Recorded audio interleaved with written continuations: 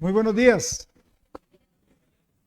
Qué bendición es estar en la casa de Dios. Qué bendición es poder ver a los hermanos amados. Estaba pensando en Tercera de Juan.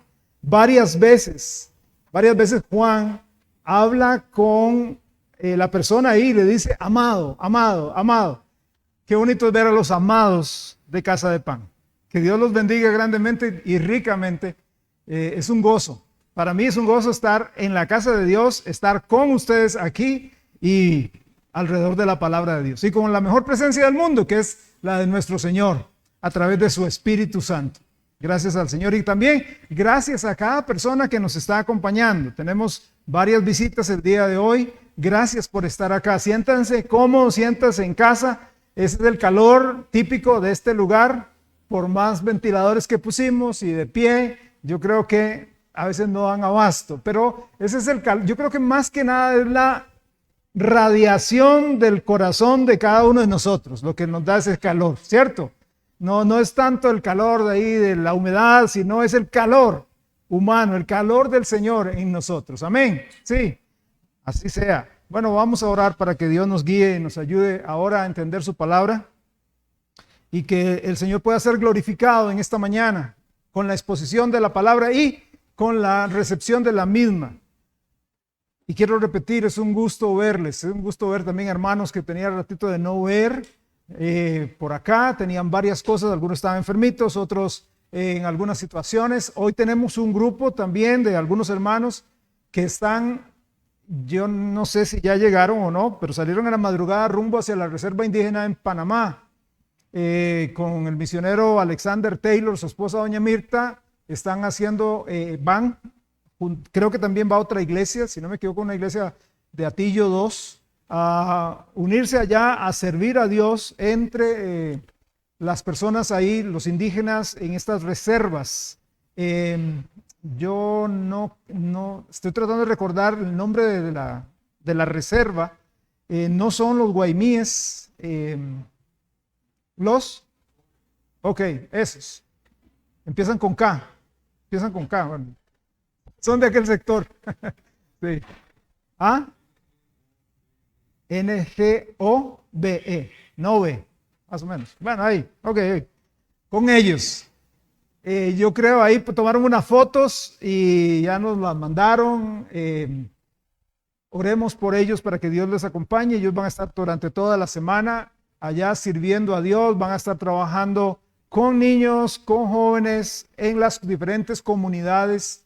El pastor Alexander Taylor ahí tiene varias misiones, varias iglesias se han empezado por ese sector.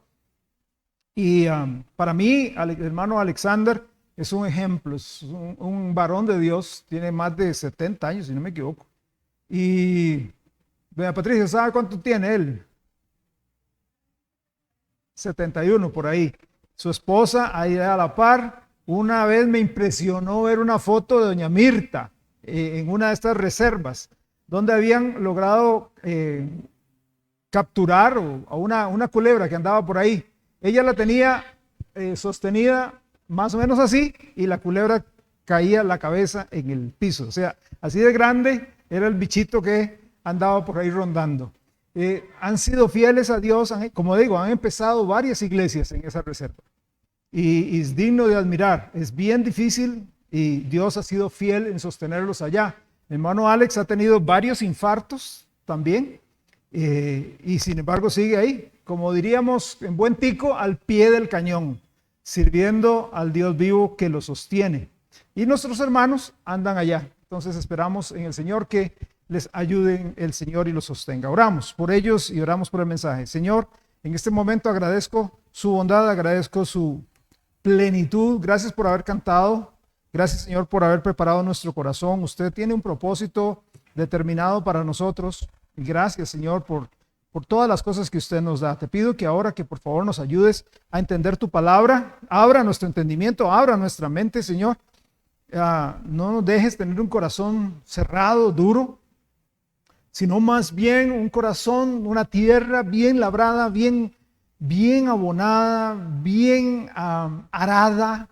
Señor, que el arado de tu palabra, de tu espíritu quiebre los corazones, quiebre la roca fuerte en la que se ha convertido nuestra tierra, el corazón, para que la semilla de tu palabra entre, germine al 100%, Señor.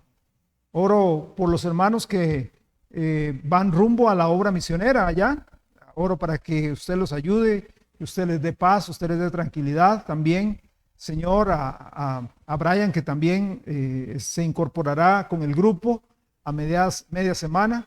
Oro para que usted los bendiga, los ayude, les abra el entendimiento a todos ahí, que ellos puedan, que usted les dé las fuerzas para trabajar con niños, para trabajar con jóvenes, hombres, mujeres, adultos, en las cosas que haya necesidad, ellos puedan servir, puedan venir gozosos y los traiga usted con bien de regreso. En el nombre de Jesús, gracias Dios te doy por esta misericordia y esta bondad.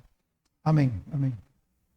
Hoy vamos a hablar, estamos en lo que se denomina el inicio de la Semana Santa, el Domingo de Ramos, y hoy vamos a hablar sobre Jesús.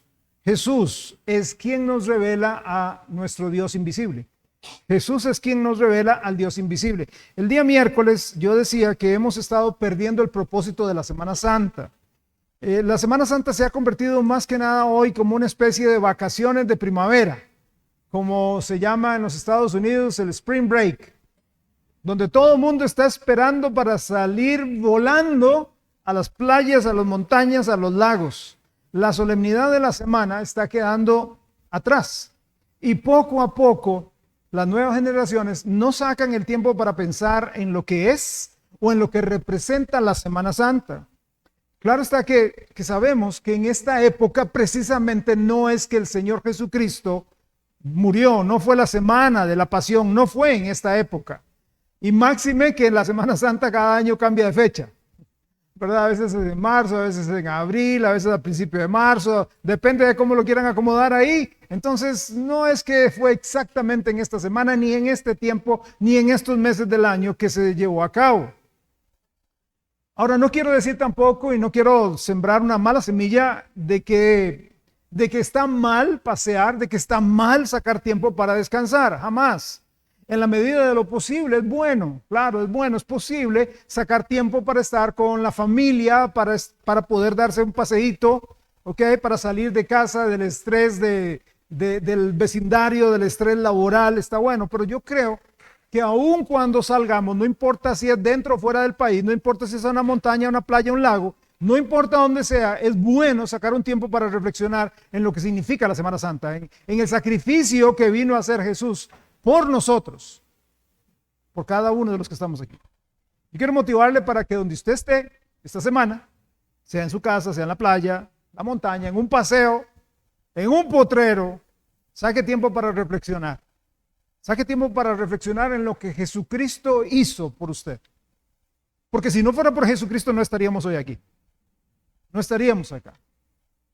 Cuando leemos el Evangelio según San Juan, nosotros vemos que este Evangelio fue escrito para convencer al pecador.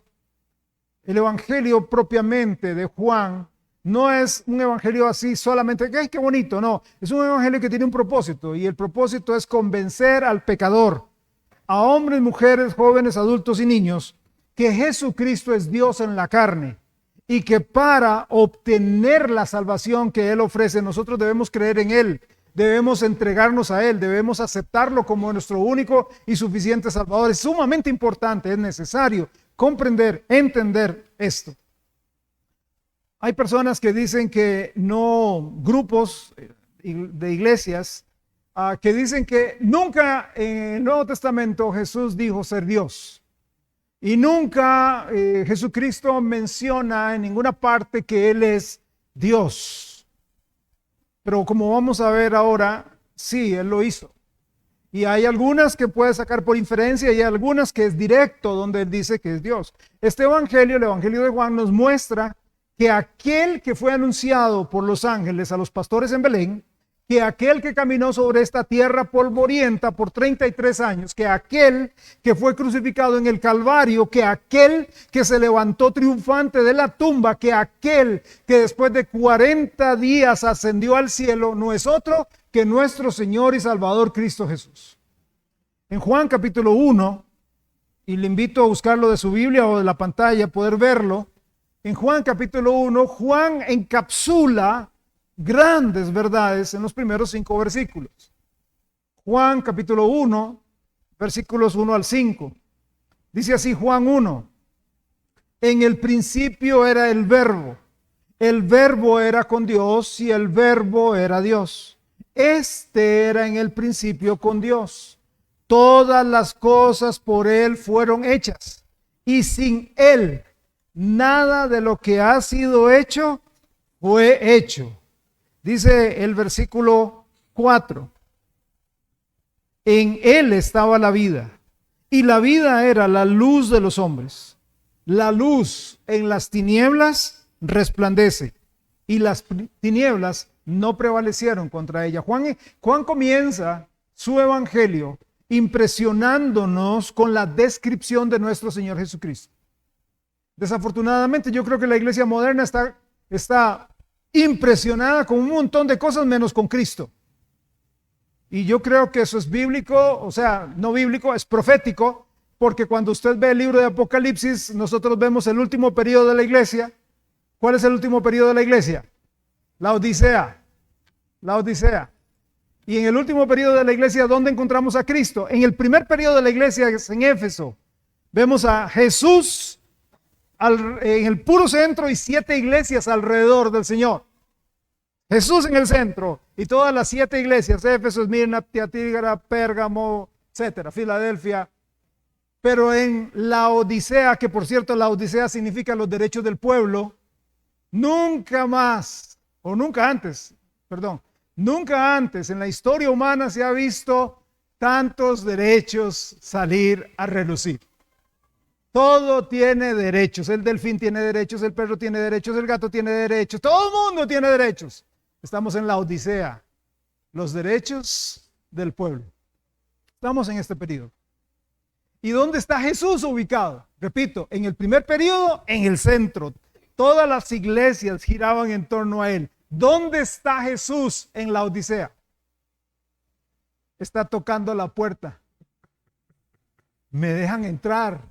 Porque hoy la iglesia está tan fascinada con un montón de cosas. Estamos fascinados con edificios, estamos fascinados con tecnología, estamos fascinados con cosas y cosas y cosas, y no con la bendita persona de Cristo Jesús. La iglesia tiene que volver a Jesús. Cada uno, y cuando hablo de iglesia no estamos hablando es un edificio. ¿Okay? Iglesia es usted que tiene a Jesucristo como Salvador, y cada uno de nosotros tiene que volver a Cristo. Él no menciona el nombre de Jesús, Juan me refiero, no menciona el nombre de Jesús hasta el versículo 17. Sin embargo, se puede ver claramente desde el principio que Juan está hablando de él. Juan, en lugar de comenzar con la historia de su nacimiento, como hace con Mateo, nos enfrenta con la deidad de Jesús. Nos enfrenta con el concepto de que Jesús es Dios, un Dios que está desde la eternidad. Moisés, ¿cómo arranca sus libros? ¿Cómo empieza la Torá? Si quiere llamarlo así. En Génesis 1:1, ¿qué dice? Nos confronta ahí con la majestad de Dios. Dice, en el principio creó Dios los cielos y la tierra. ¿Cómo empieza Juan su evangelio? En el principio también. Lo mismo que hace Moisés, lo que pasa es que Moisés nos presenta la majestad de Dios. En el principio creó Dios los cielos y la tierra. Juan entonces nos presenta la majestad del Hijo, la majestad de Jesús. En el principio era el Verbo. Y el Verbo era con Dios y el Verbo era Dios. Es fundamental para la fe cristiana.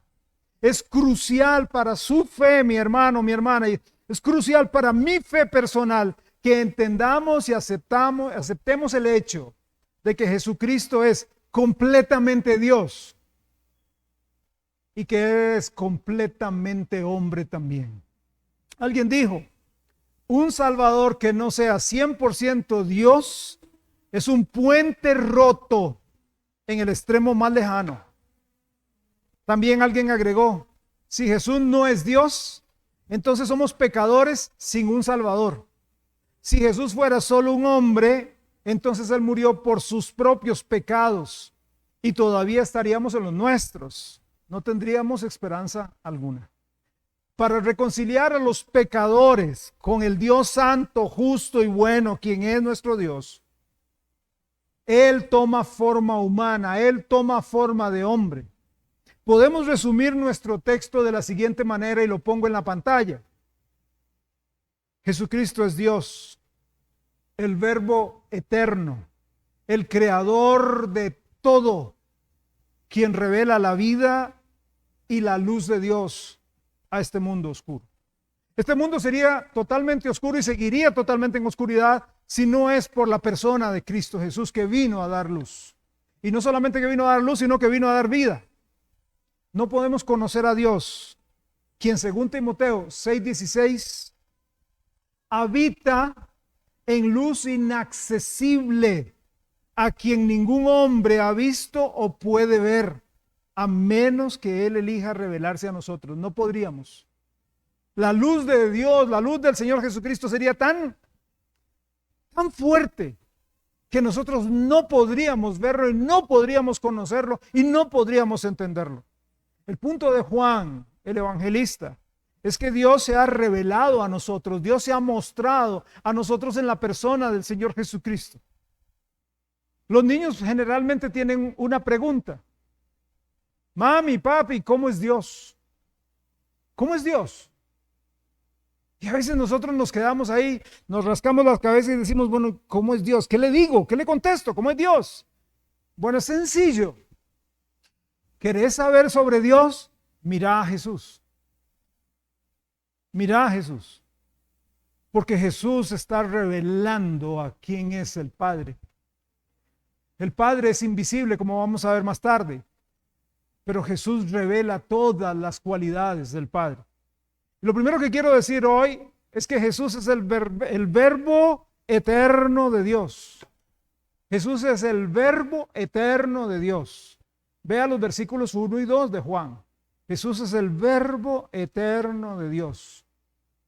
En el principio era el verbo y el verbo era con Dios y el verbo era Dios. Este era en el principio con Dios. Necesitamos tener bien claro lo que Juan está diciendo aquí, porque es fundamental para nuestra fe como cristianos. Hay 4 aspectos que quiero que podamos ver. El primero, con relación a este punto, es que Jesús es eterno. Ese verbo es eterno. Jesucristo es eterno. Por eso Él es Dios. Usted no es eterno. Nadie acá, la materia no es eterna. La materia fue creada en algún momento dado. Usted fue creado en algún momento dado. Adán fue creado en algún momento dado.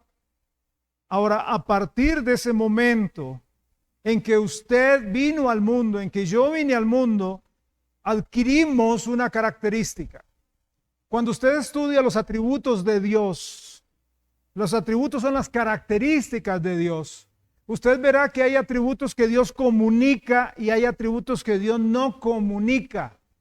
En teología eso se llama los atributos comunicables de Dios y los atributos no comunicables de Dios. Hay atributos que Dios sí comunica con nosotros. Por ejemplo, amor. ¿Por qué? Porque somos hechos a imagen y semejanza de Dios. Entonces nosotros amamos porque Dios es amor. Dios es misericordioso y por eso nosotros tenemos misericordia. Pero hay atributos como la omnipotencia que Dios no comparte. Son solo de Él. Usted no, ni yo somos omnipotentes. Usted ni yo somos omnipresentes. No estamos en todo lugar a la misma vez. Estamos sujetos, usted y yo, al tiempo y el espacio. Estamos aquí. O sea, ni siquiera en el parqueo a la par estamos. Dios está en todo lugar a la misma vez. ¿Ok? Pero uno de esos atributos que Él sí comparte con nosotros es la eternidad desde el momento en que somos creados. Él es eterno plenamente, se lo explico. O sea, hoy usted se va para atrás millones y trillones y cuatrillones de años y existía Dios. Antes de que cualquier cosa existiera, estaba Dios. Y hacia adelante, usted se desplaza por millones de años y seguirá existiendo Dios. Usted no, yo tampoco. Usted y yo, según el libro de Eclesiastés, nuestra alma es eterna. En el momento en que nacimos en este mundo, no antes, no es como alguna gente, hablaba yo con unos estudiantes un día de estos, que les decía que muchas veces nosotros sacamos cosas muy bonitas, muy tiernas, pero antibíblicas.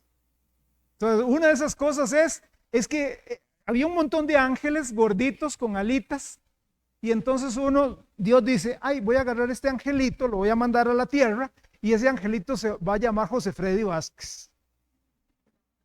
¿Verdad? Perdí las alas, pero que dejé lo gordito.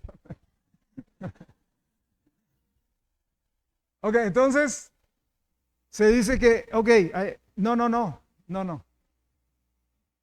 Un momento dado, un 25 de noviembre del año, usted no necesita saber,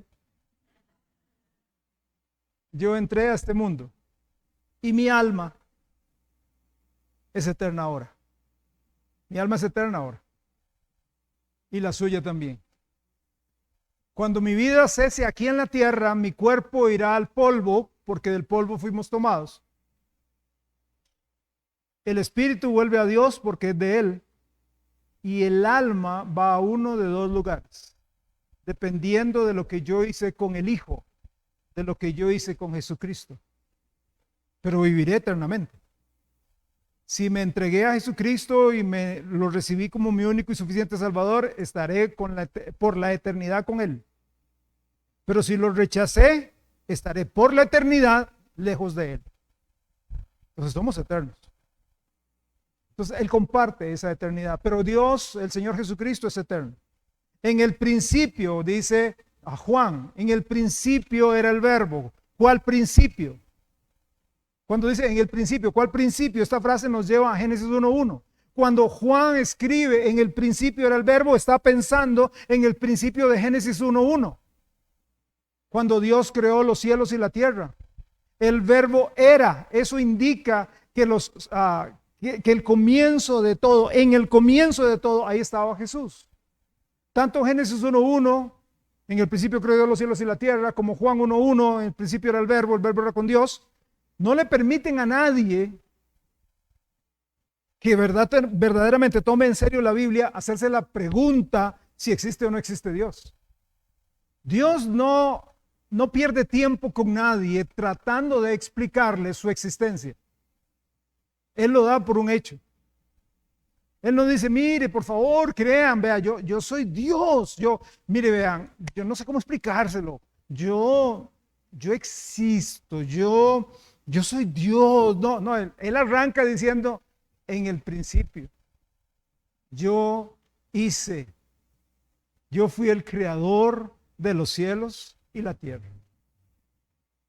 No explica. Él no lo explica y no se lo explica a nadie. Lo damos por un hecho.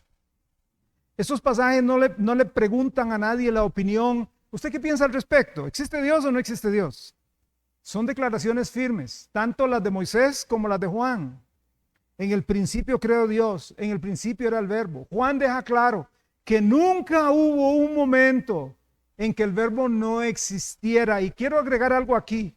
No existe ni un momento en su vida en que Dios no esté con usted. No hay un instante en que Dios lo deje. Señor, ¿por qué me has dejado, Señor? Yo me siento, ese es el problema nuestro, nuestras emociones. Ahora, ok, sí, somos seres emocionales y sí, a veces hay emociones y reímos y lloramos y toda esa cosa y nos enojamos. Ok, sí, Dios lo entiende. Dios sabe que somos carne. Pero la realidad, nosotros no nos basamos en las emociones, nos basamos en la veracidad, en la verdad, en la inerrancia de la palabra de Dios. Y la palabra de Dios dice que Dios siempre está con nosotros porque Él es eterno. Él estaba con sus padres, con sus abuelos, con sus tatarabuelos, con sus bisabuelos. Está con usted, estará con sus hijos por siempre. No hay un instante en que Él le deje a usted abandonado. No hay un instante en que usted no tenga a Dios presente. Cada vez que la Biblia hace una declaración tan osada que Jesús es Dios, podemos estar seguros de que el enemigo siempre la va a atacar. Siempre. Prácticamente todas las herejías a lo largo de la historia hasta el presente niegan o la deidad de Jesucristo, Jesús no es Dios, o niegan la humanidad de Jesucristo. Jesucristo no fue hombre. Hace varios años atrás vivió un hombre llamado Arrio. Él formó el movimiento llamado el arrianismo. Él estableció unas doctrinas que hoy día sostienen sus discípulos modernos, los testigos de Jehová. Arrio y los testigos de Jehová enseñan que Jesús no fue eterno, más bien que Él fue el primer ser creado. Ellos basan esto en parte de su mala traducción de un libro verde que llaman su Biblia. En realidad el nombre correcto de ese libro es Traducción al Nuevo Mundo de las Sagradas Escrituras. Es un libro verde que ellos lo publican en su propia imprenta, una de las imprentas más grandes del mundo que tienen en los Estados Unidos, donde ellos traducen de mala manera. Y si usted conoce algo de griego básico, usted verá que ellos utilizan mal la traducción, porque ellos traducen Juan 1:1 de la siguiente manera: en el principio era el verbo era con Dios y el verbo era un Dios. Así lo traducen. El verbo era un Dios. Entonces, si yo estoy diciendo que el verbo es un Dios, ¿qué estoy diciendo? Que hay varios dioses. Es uno de varios. O sea, yo no sé, pero a mí en la escuela y en el colegio me enseñaron que eso se llama politeísmo. Varios dioses. Y tenemos solo uno. Bueno, y digo que es una mala traducción porque en el griego el artículo un no existe. No existe. Entonces usted toma el texto en griego y usted lo traduce, lo va traduciendo palabra por palabra, y la traducción que tenemos hoy día es: en el principio era el verbo era con Dios y el verbo era Dios, porque un no existe en griego. No solamente eso, con esta mala traducción en su libro, sino ellos se agarran de un versículo y lo tuercen. El versículo que tuercen es Colosenses 1:15. Es una malísima interpretación del texto. Colosenses 1:15 dice: Él es la imagen del Dios invisible, el primogénito de toda creación. Entonces ellos brincan y dicen: ve, primogénito. Y entonces rápido le dicen: ¿cuántos hermanos tienen usted, su familia? Le digo: bueno, somos 5. ¿Y quién es el mayor? Yo soy el mayor. Entonces usted es el primogénito. Eso quiere decir que usted fue el primero de los 5 hermanos. Jesús fue el primero de varias, el primero en haber sido creado, ¿verdad? 2 aspectos aquí. 2 aspectos. La palabra griega, ese es el problema de a veces no entender, no saber y no conocer. Podemos estudiar la Biblia. Y sí, claro, cada uno está diciendo que solamente los letrados en el hebreo, el griego pueden estudiar la Biblia. No, cualquiera puede hacerlo.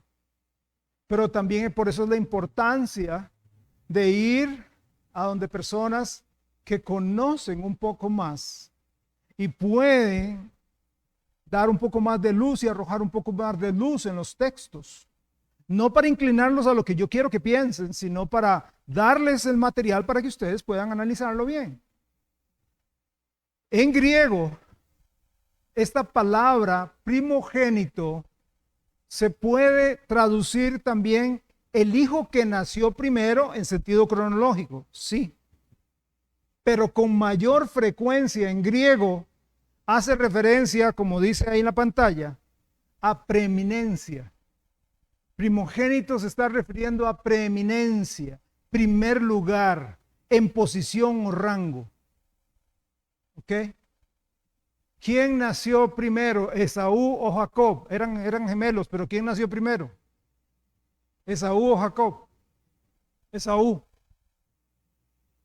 Pero ¿para quién estaba la primogenitura? Para Jacob. Porque él era delante de Dios y por la soberanía de Dios, y no me pregunte a mí por qué en este momento, para Dios era preeminente, ocupaba el primer lugar Jacob. Entonces no es que había nacido primero, sino que ocupaba un lugar de preeminencia. O sea, la primogenitura no siempre tiene que ver con ser el hijo mayor por nacer primero, sino más bien se refiere a un rango más alto. Tanto en los griegos, tanto en la cultura griega como en la cultura judía, el primogénito era el hijo que ocupaba la posición de mayor privilegio y que había recibido el derecho de heredar a su papá, sin importar si hubiera nacido o no primero. Usted recuerde, por favor, cuando José le lleva a Jacob a los dos hijos. Y llega ahí donde Jacob ahí medio ciego, extiende su mano y se la pone. Él dice, aquí le pongo al hijo mayor. Aquí está, aquí en la mano derecha al mayor y en la mano izquierda al menor. Y Jacob ahí medio ciego, ¡pum!, pone la mano en el menor. No, papá, y le agarra la mano. No, papá, así no. Y el viejillo, duro. No, aquí se queda. Porque la bendición es para él. Había nacido el otro primero. Sería primogénito cronológicamente hablando. Pero en cuanto a su herencia, era para él. Un segundo aspecto con relación a la palabra primogénito es que si ustedes leen los siguientes versículos, por eso es tan importante cuando alguien llegue y le diga a usted, mire, es que este versículo aquí, ¿qué dice? Recuerde que una de las principales reglas de estudio bíblico es la regla del contexto. Contexto. ¿Y qué es el contexto? Lo que viene con el texto. Fácil, ¿verdad? Porque a veces andamos buscando, ¿y qué será en el griego? Contexto. No, lo que viene con el texto. Lo que está antes, lo que está después. Léalo. Porque a veces el contexto nos aclara el pasaje. Vea lo que dice. Colosenses 1, 16, 17. ¿Ok? Colosenses 1, 16, 17. Vea lo que dice. ¿Verdad? El texto que leímos fue el 1:15. Él es la imagen del Dios invisible, el primogénito. ¿Ok? Es el 15. Ahora vamos con el 16. Porque en Él fueron creadas todas las cosas, las que hay en los cielos y las que hay en la tierra, visibles e invisibles, sean tronos, sean dominios, sean principados, sean potestades. Todo fue creado por medio de Él y para Él. Y Él es antes de todas las cosas. Lugar, posición. Él es antes de todas las cosas y todas las cosas en Él subsisten. Si todas las cosas han sido creadas a través de Él, entonces claramente no es un ser creado. No puede crear. Usted y yo no podemos crear. Podemos hacer, podemos fabricar, pero necesitamos materia prima. ¿Sí? Usted se va a hacer unos bolsos de cuero, o se va a hacer unas fajas en cuero, o usted va a hacer algo. Usted necesita materia prima, ¿sí? Usted necesita cocinar. Aquí tenemos gente que cocina riquísimo. Se nota, ¿verdad? Amo la cocina de Casa de Pan. Pero necesitan materia prima. Ustedes no llegan y están aquí y dicen, ok, sea la harina.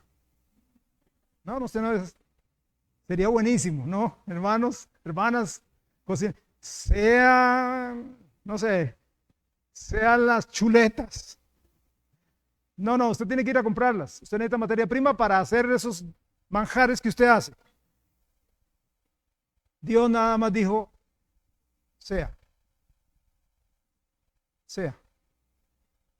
Él no llegó, que necesito un montón de partículas para formar aquí una bolita no, sea y fue. Sea y fue. De hecho, en nuestro texto en Juan, que leímos al principio, enfatiza la misma cosa. Vea Juan 1:3. Juan 1:3. Dice ahí, o en la pantalla, todas las cosas por Él, está hablando de Jesús, está hablando del Verbo, todas las cosas por Él fueron hechas y sin Él nada de lo que ha sido hecho, fue hecho. Obviamente si Jesús es un ser creado, entonces nació, pero el versículo 3 dice que eso es falso. Juan niega esto. Juan niega que Jesús fuera un ser creado. Afirma que todo tuvo un comienzo, sí, pero que Él lo originó todo. Jesús es Dios eterno. Desde la eternidad Dios tiene un plan para usted. Dice, de hecho, dice, usted recuerda Efesios 2, 8 y 9, es el texto que más conocemos a veces, porque por gracia sois salvos por medio de la fe, esto no de vosotros, pues es don de Dios, no por obras para que nadie se gloríe, pero no se nos olvida el 10. Es que el 10 va de la mano.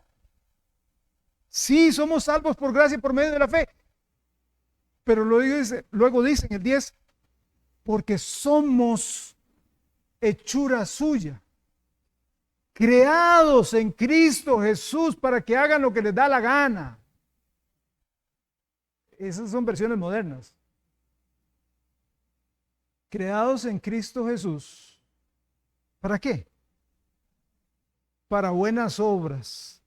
Las que usted considera que son buenas obras. ¿Qué dice el pasaje de 2:10? ¿Qué dice el pasaje? Para buenas obras que Él preparó para usted y para mí desde antes de la fundación del mundo. O sea, antes de que todo esto existiera, Dios había pensado en un tal Freddy Vázquez que un día iba a nacer y que un día iba a llegar a conocer a Cristo, iba a llegar a ser salvo, iba a obtener la salvación y ya tenía obras para mí. No para que yo ande haciendo lo que me place o lo que creo, o inventando el agua tibia, no, sino en obras simplemente conectado. Por eso es tan importante andar en la voluntad de Dios. Si usted no anda en la voluntad de Dios, usted anda haciendo lo que usted cree que es lo correcto. Y medio mundo en el cuerpo cristiano así andan. Es que yo creo que lo correcto es esto, es que yo lo creo que lo correcto es aquello, que lo correcto es aquí. No, lo correcto está aquí. Hay que meterse en este libro. Aquí está la voluntad de Dios revelada para nosotros. Desde la eternidad Dios tiene un plan. ¿Y cuál es ese plan? Hay dos principios acá. Que usted le conozca y le acepte como Salvador personal. Que usted se entregue, le abra el corazón y que Jesucristo entre a su vida y el Espíritu Santo le inunde. 2, que usted ande en las obras que Él le preparó. Ahí está. Pero no solamente eso. No solamente Jesús es el Verbo eterno porque Él es eterno, sino porque Jesús es la segunda persona de la Trinidad. Jesús es la segunda persona de la Trinidad. Juan continúa ahí en Juan diciendo, y el Verbo era, o sea, estaba con Dios. El Verbo era o estaba con Dios. Esta preposición con indica que toda la existencia del Verbo estaba orientada hacia el Padre. Lleva implícita dos ideas. Idea de acompañamiento, idea de relación. Dios es autosuficiente, Dios no necesita nada. Dios no necesita a nadie. Dios no nos creó porque nos necesitara. A veces la gente piensa, seguro Dios estaba ahí en la eternidad todo aburridillo y decía, ay, ¿qué hago? Qué pereza. Ay, voy a hacer a unos seres humanos para que me acompañen, que para que juguemos, ¿verdad? No, Él nos creó por amor. Él nos creó por su soberanía. Por eso nos creó, no nos necesitaba. Él estaba completo. Padre, Hijo y Espíritu Santo estaban completos. Nuestro Dios es un Dios personal. Nuestro Dios es un Dios que quiere relacionarse con nosotros. No es solamente una idea del bien. No, es alguien que tomó forma humana para caminar con nosotros en las diferentes situaciones y luchas que nosotros tengamos. Dios no es una cosa, no es un algo etéreo. ¿Okay? Dios es una persona. En el versículo 2 de Juan, capítulo 1, Él repite las dos primeras frases del versículo 1. Tanto para enfatizar, para asegurarse de que entendemos lo que está diciendo. El Verbo estaba en el principio con Dios. El Verbo es Dios. El Verbo es Dios. La Trinidad no aparece como nombre en la Biblia. O sea, usted nunca, desde Génesis, Apocalipsis, en los 66 libros de la Biblia, en los 1100 y pico de versículos, capítulos que hay en la Biblia, usted nunca va a ver la palabra Trinidad, nunca. No la vamos a leer como tal. Pero, sin embargo, vamos a leer o vamos a sacar ciertas verdades de la Trinidad. Cuando dice el versículo 1, en el principio creó Dios. La palabra Dios en hebreo es Elohim. Elohim, que la traducción literal sería dioses. Esa es la traducción literal, dioses. ¿Y por qué dioses? Porque cuando usted llega a Génesis 1:26, dice, y dijo Dios, y dijo Elohim, hagamos, plural, hagamos, ¿quiénes? Dios Padre, Dios Hijo y Dios Espíritu Santo. Los mormones dicen que fue que Dios se vuelve a los ángeles y los dice, angelitos, hagamos. Lo que pasa es que los ángeles no tienen poder creador. Los ángeles son empleados de Dios, son mensajeros. La palabra ángelo, la traducción literal es mensajero. Gabriel, venga acá, papá. Vaya, avísele a María que va a quedar embarazada. Ok, señor. Miguel, venga usted para allá. Usted venga, vaya, pelee una batalla allá en el tiempo de Daniel contra el rey de Persia. Está dura la cosa, vaya. Llévese un poco de gente. No llegue y le dice, decime una cosa, Miguel, llámame a Gabriel. ¿Cómo hacemos? ¿Cómo batallamos? No. Ustedes hacen lo que yo digo. Entonces jamás Dios va a llegar a decirles a los ángeles, hagamos, es Padre, Hijo y Espíritu Santo. En esta relación intrínseca que nosotros no podemos entender, creó. Y cuando ustedes van haciendo la torre de Babel, ¿recuerda? ¿Qué dice? ¿Qué dice? Bajemos y ¿qué? Descendamos y confundamos las lenguas, el lenguaje que había. ¿Okay? También en el bautismo del Señor Jesús se ve la Trinidad, ¿sí? Otra vez no aparece Trinidad. Ok, la Trinidad, no aparece. Pero Jesús está siendo bautizado. Viene una paloma como el Espíritu y del cielo se oye, este es mi Hijo amado en quien tengo complacencia. O sea, el que no entienda eso, ni con dibujitos. Y así hay varios lugares más en la Biblia que muestran la Trinidad. Pero no solamente eso, sigamos, Jesús es Dios. Jesús es Dios. Dice, y el verbo era Dios. En principio era el verbo era con Dios y el verbo era Dios. Juan no está simplemente diciendo que hay algo divino en él. Él está diciendo que él es divino. Él está diciendo que él es Dios. Vea, hay varios pasajes y los vamos a ver rápido en la Biblia que de manera muy clara nos enseñan que Jesús es Dios. No, dicen algunos, no, Jesús no es Dios. Jesús es un Dios menor. Fue creado, fue el primogénito en el sentido cronológico. Pero ¿cómo se explican los siguientes versículos? Juan 1:18. Juan 1:18. Por esto los judíos aún más procuraban matarle, porque no solo quebrantaba el día de reposo, sino que también decía, o sea, Jesús decía que Dios era su propio Padre, haciéndose igual a Dios.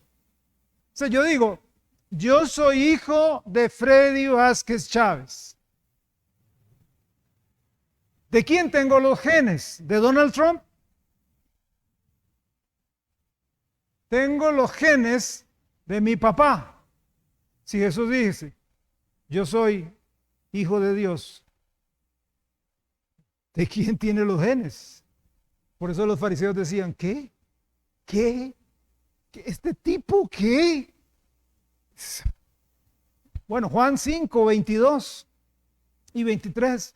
Porque el Padre a nadie juzga, sino que todo el juicio dio al Hijo, para que todos honren al Hijo como honran al Padre.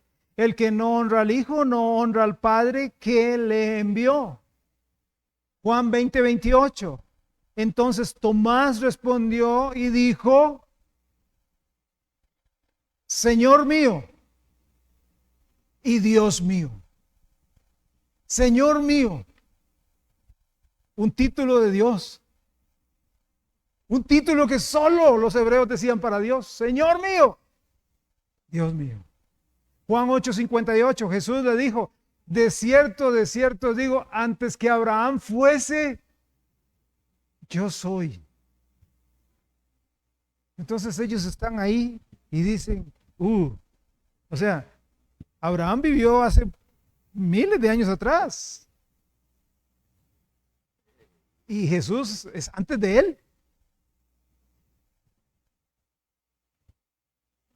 Veamos, vamos a comparar dos textos. Apocalipsis 1, 17, 18. Apocalipsis 1, 17, 18.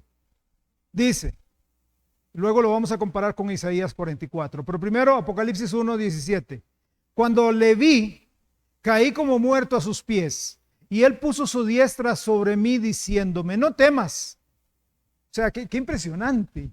Póngase ahí en las sandalias de Juan. Ahí está. Y el Cordero se le aparece. No temas. Yo soy el primero y el último, el que vivo y estuve muerto. Mas he aquí que vivo por los siglos de los siglos. Amén. Y todas las llaves de la muerte y el Hades. Tengo las llaves de la muerte y el Hades. Ahora veamos Isaías 44:6. Así dice Jehová, Rey de Israel y su Redentor, Jehová de los ejércitos. Note que en Apocalipsis es Jesús el que está hablando. Y acá es Jehová.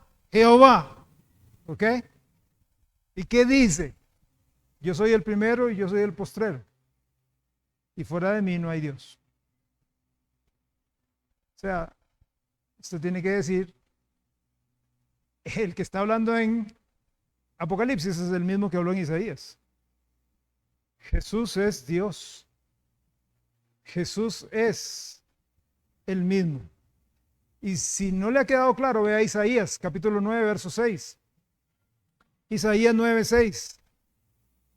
Porque un niño, ¿de quién está hablando Isaías 9:6? ¿De quién está hablando? De Jesús. Porque un niño nos es nacido, hijo nos es dado, y el principado sobre su hombro, y se llamará, con solo el primer nombre, admirable. Se llamará su nombre admirable. En el Antiguo Testamento, cuando Manoa, el papá de Sansón, recuerda, estuvo hablando con el ángel de Jehová. Le habían dado la profecía de Sansón, etcétera, etcétera. Y ya estaba por subirse en una llama de fuego cuando prendió un sacrificio. Manoa le llama la atención al ángel de Jehová, y hago referencia a los títulos porque son la misma persona. Le dice a ese ángel, al ángel de Jehová: dime cuál es tu nombre. Y él se vuelve y le dice: ¿cómo te diré si mi nombre es admirable? El ángel de Jehová, admirable, es el mismo Señor Jesucristo, es el mismo Dios, es el mismo Jehová, es la misma bendita persona. Bueno, su nombre es admirable, consejero, Dios fuerte, no un Dios fuerte. Y ahora viene aquí algo que raja las cabezas. Padre eterno. Es un hijo que es padre. Es un hijo que es padre, ¿no? Padre eterno. Ese hijo es padre. Y es el príncipe de paz. Pero no solo eso, Jesús es ese verbo. Jesús es ese verbo que vino a la tierra. Dice Juan 1:14, y aquel verbo fue hecho carne y habitó entre nosotros, y vimos su gloria, gloria como del unigénito del Padre, lleno de gracia y verdad. Juan utilizó aquí un término que los griegos entendían y los hebreos entendían perfectamente, tal vez nosotros no tanto. utilizó el término verbo, logos, verbo. Palabra está en otras versiones, también está bien traducida. Word, ¿verdad? Si usted está usando una versión en inglés. Él es el verbo, ¿ok? El logos. ¿Por qué usa Juan este texto? Juan lo usa por la idea que tenían los filósofos sobre la mente racional que regía el universo. Había una mente racional invisible que regía el universo. Esta mente era inmaterial, era impersonal. Entonces, Juan, al igual como Pablo, utiliza su sabiduría, sabiduría que viene de Dios, y en lugar de mandar a todo el mundo al infierno de un solo tiro, les dice, hoy vengo a hablarles de logos. ¡Wow! ¡Logos! Esta mente inmaterial, qué fantástico, qué tremendo. Ellos decían, los griegos, que el logos era esa fuerza, esa esencia, esa fuente de poder, esa energía, ese cierto tipo abstracto de principio, de razón, ¿ok? De orden, estructura, una entidad de sabiduría, pero era impersonal e invisible. Entonces Juan dice, yo quiero hablarles de logos. Y saben una cosa, ese logos tomó forma humana. O sea, póngase usted es un griego ahí a los pies de Platón, a los pies de Aristóteles y Sócrates y todos los jugadores de Brasil. Bueno, los que saben de fútbol saben que había un Sócrates que jugaba con Brasil. Era muy bueno. Es chistes de futbolistas. Bueno, el punto es, está usted como griego con toda la filosofía y le dicen, le vengo a hablar a usted del logos, del logos, de esa materia, de eso impersonal, de eso. ¿En serio? Y tomó forma humana. ¿Qué? ¿Qué? ¡Wow! Y Juan les dice, ¿saben? No es un algo, es un alguien. Es un alguien. Yo creo que aquí los cristianos tenemos que hacer un alto. Porque yo creo que para muchos cristianos Jesús es un algo. Jesús es un algo. No lo reconocemos así, no decimos que es un algo, pero muchas veces por nuestro comportamiento es un algo. Es un algo. Es un algo a lo cual echamos mano en los momentos en que estamos con el agua por el cuello. Es como una especie de salvavidas que agarramos para que, sáqueme, Señor, de esta situación. Sáqueme de este problema laboral, sáqueme de este problema personal, familiar, etcétera. Es como un algo, no es un alguien. Para los judíos, en sus escrituras hebreas, logos era un agente de la creación, la fuente del mensaje de Dios, pero otra vez, impersonal. Impersonal. Logos, ese Jesús se hizo hombre, tomó forma humana. ¿Y para qué se hizo hombre? Se hizo hombre para entenderlo a usted y entenderme a mí. Por eso es que podemos llegar ante Jesús y decirle, Señor, estoy cansado. Y Él puede entender, ay, mijito, yo también. Viera las caminadas que yo me echaba bajo ese sol allá en Palestina. Yo sé lo que es estar cansado. Ay, Señor, yo sé lo que es tener hambre. Yo sé lo que es. Señor, yo sé lo que es sentirme solo. Viera, Señor, yo me siento solo. Y, no sé, a veces siento que todo el mundo me ha abandonado. Y Jesús se puede acercar a su oído y decirle, yo sé lo que es eso porque a mí todo el mundo me abandonó. Señor, me siento sin fuerzas. Creo que hasta aquí llegué. Ya, no puedo más. ¿Sabes? Yo estuve así al borde de la cruz. Y yo pensé mientras estaba orando en un huerto que hasta aquí llegué. Es más, le dije a mi papá, si es posible, pasa de mí esta copa porque yo no la quiero tomar. Pero Él me dio las fuerzas para seguir adelante. Señor, estoy siendo tentado. Mira qué tentaciones más horribles, más fuertes, son como demonios encima mío. Ay, papito, yo las tuve también. ¡Qué lucha! pero el Padre está contigo. El Padre te sostiene. El Padre te fortalece. Y el Padre te hace más que vencedor. Esta es la confianza que vence al mundo. Nuestra fe. Porque mayor es el que está en nosotros que el que está en el mundo. Salmo 33, 6. Salmo 33, 6. Por la palabra de Jehová fueron hechos los cielos y todo el ejército de ellos por el aliento de su boca. Salmo 33, 9.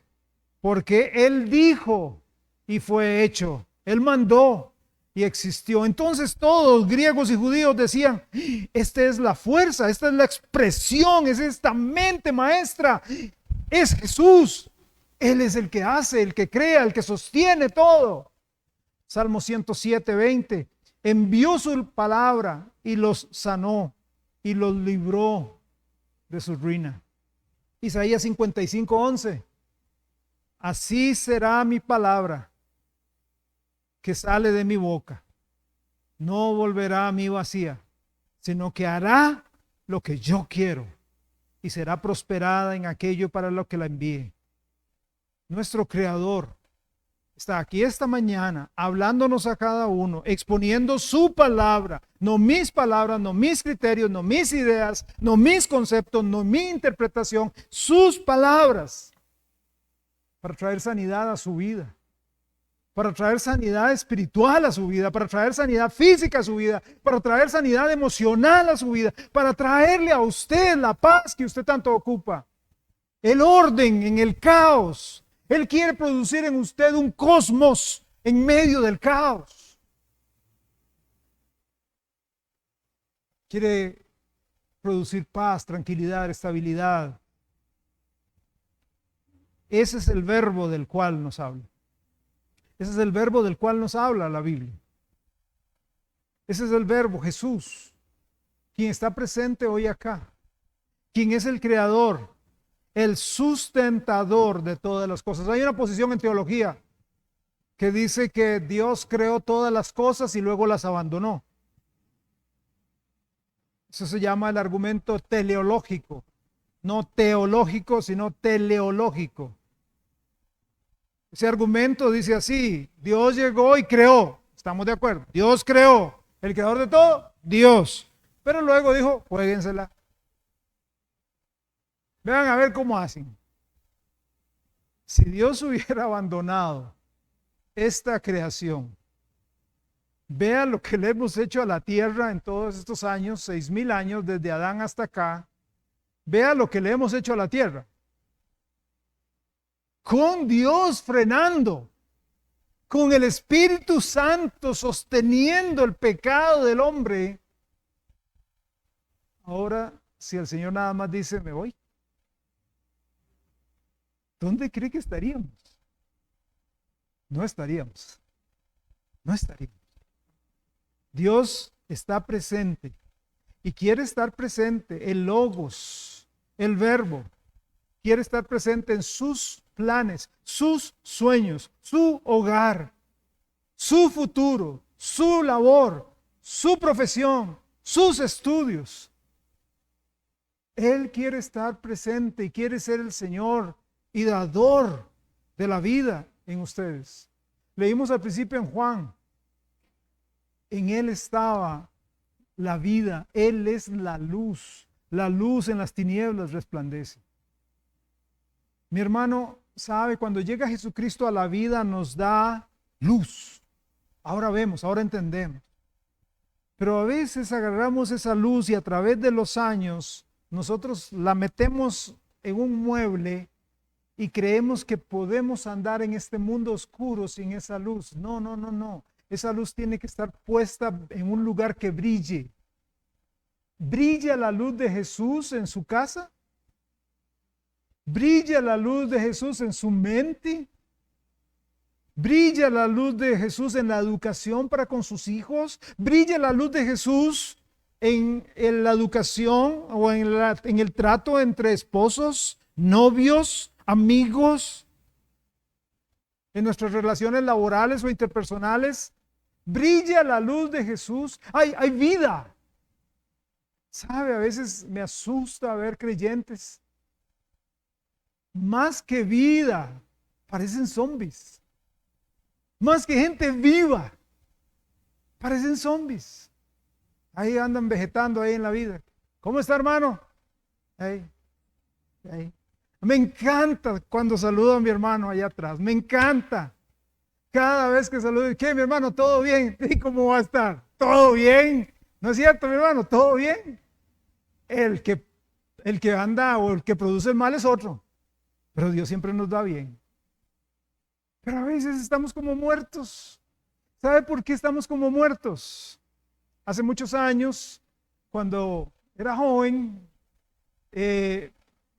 me faltaban, creo que eran 5 colones para entrar al cine. Yo quería ir al cine. Entonces yo vi ese monedero, pobrecilla la persona que le di para la entrada, y andábamos varios. Y a todos nos faltaban 5 colones, 10 colones, monedas de esas que ya no existen, ¿verdad? Y usted dice, ¿qué tira? Entonces dijimos, y nos fuimos caminando desde, bueno, íbamos al cine California, allá por California. ¿Y sabe cómo íbamos? Los tres, ¿sabe cómo íbamos? Con la cabeza abajo, viendo, aquí, viendo cualquier monedilla que encontráramos. Así es exactamente como andamos aquí en la tierra. Andamos solo así. Y no levantamos los ojos y vemos el montón de bendiciones que nuestro Dios amoroso nos quiere dar. ¡Ey, levante los ojos, hermano! Él quiere darle a usted vida. No ande mendigando 5 pesos que están en la calle. El Señor es el Señor y proveedor de vida para usted. Entonces, con gozo manifiéstelo. Viva con gozo. Ese es el logos del cual habló Juan. ¿Conoce usted a Jesús? Lo tiene en su corazón. Es él su Salvador. Vive Él en su corazón. Él es el único Dios verdadero.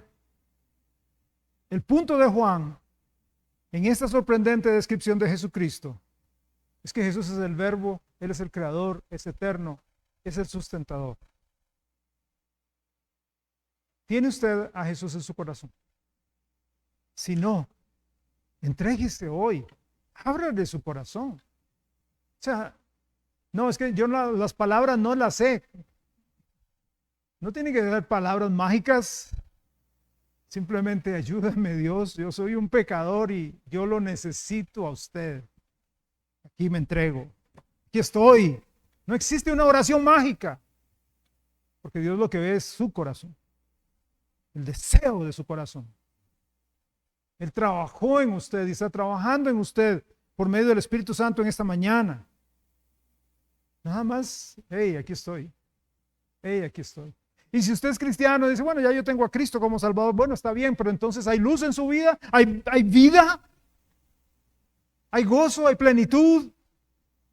Pues así debería ser nuestra vida. De nuestro interior deben saltar, ¿qué?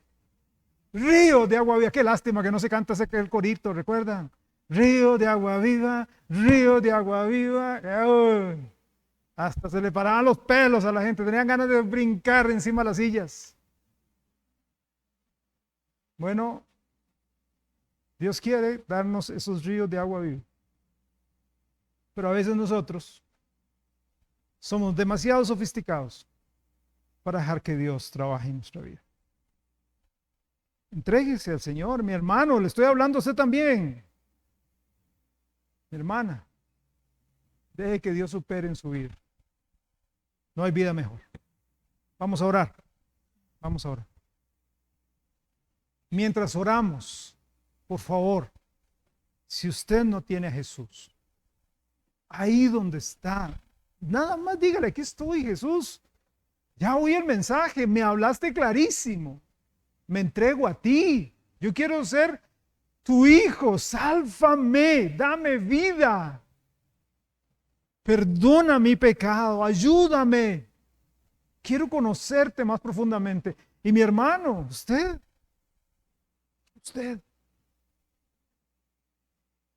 Entréguese a Él.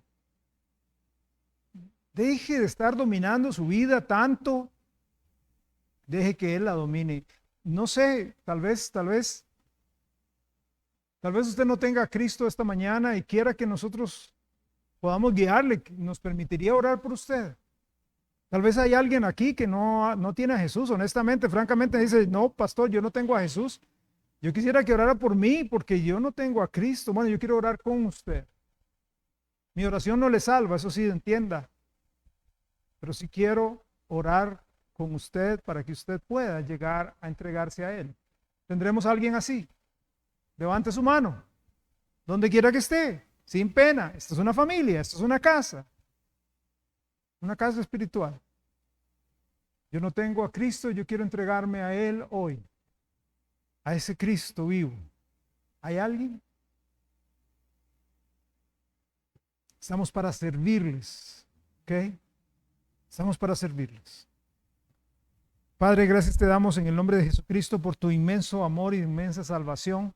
Gracias, Señor, por ser el protector, el proveedor, el sustentador de todas las cosas.